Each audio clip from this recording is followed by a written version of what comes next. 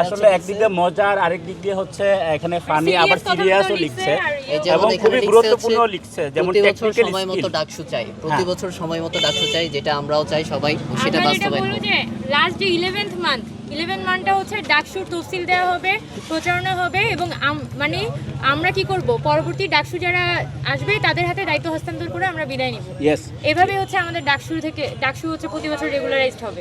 একই সাথে এখানে যে জিনিসটা লিখছে এটির সাথে আমি ব্যক্তিগতভাবে সবচেয়ে বেশি একমত, যে আমরা মুখরোচক ইশতেহার চাই না, আমরা হচ্ছে কাজ করে জিততে চাই, আমরা কাজ করতে চাই, আমরা হচ্ছে কাজের মাধ্যমে প্রমাণ দিতে চাই। আমরা হচ্ছে একটা মুখরোচক ইশতেহার দিলাম, এই যে এক রুমে সর্বোচ্চ 4 জন চাই, এক রুমে সর্বোচ্চ 4 জন চাই, কোনো প্রকার মানে এক বেড এক টেবিল চাই, মানে রুমে কোনো প্রকার প্রাইভেসি থাকে না, এক রুমে মানে 8 জন করে থাকতে হয়। আজকে এতদিন পরেও আমাদের শিক্ষার্থীদের হচ্ছে একটি বেডের দাবি করা লাগতেছে, একটি টেবিলের দাবি করা লাগতেছে।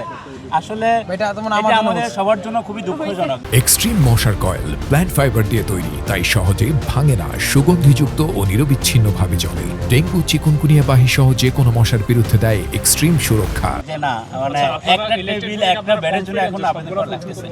যেমন এখানে কিছু জায়গায় আমরা অবশ্যই করতে পারবো। প্রতি বছর সময় মতো ডাকছো, এখন এটা কি আপনাদের হাতে থাকবে নাকি এটা আমাদের দাবি না, বাট এখানে সিনেট সিন্ডিকেট যেটা, সেখানে যদি স্টুডেন্ট ইনভলভমেন্ট বাড়ে সেখানে কিন্তু আমাদের গঠনতান্ত্রিক সংশোধনগুলো আনাটা সম্ভব হবে, কারণ গঠনতন্ত্র আসলে সিন্ডিকেটের মাধ্যমে সংশোধন হয়।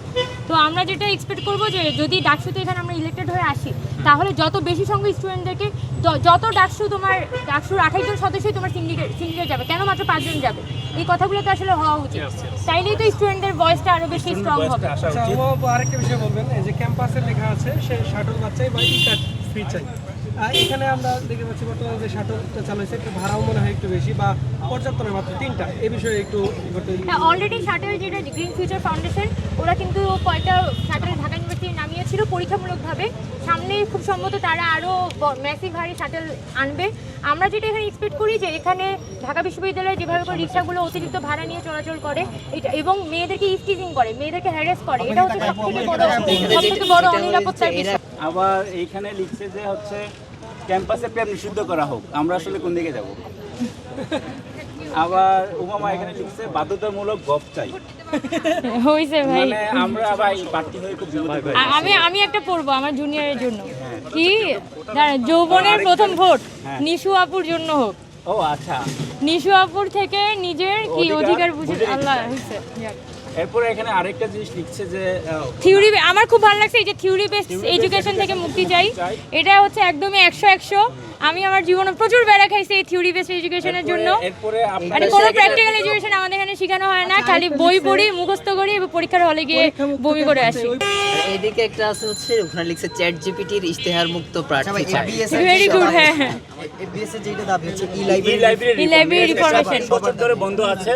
এটি আসলে এই মানে এফবিসি শিক্ষার্থীদের সবচেয়ে বেসিক চাওয়া, এবং শিক্ষার্থীরা আসলে এই জায়গাটাতে খুবই কমফোর্ট ফিল করে। এটি 3 বছর ধরে বন্ধ, আমরা ইনশাল্লাহ এটি নিয়ে কাজ করব। আরেকটি যেটি লিখছে যে হচ্ছে টেকনিক্যাল স্কিল ক্যাম্পাস থেকে শিক্ষণ বাধ্যতামূলক করা হবে, খুবই একটি গুরুত্বপূর্ণ কথা লিখছে। আমরা ইনশাল্লাহ এটি কাজ করার চেষ্টা করবো এবং এই কাজটি খুবই দরকার। আমরা আসলে অনেকে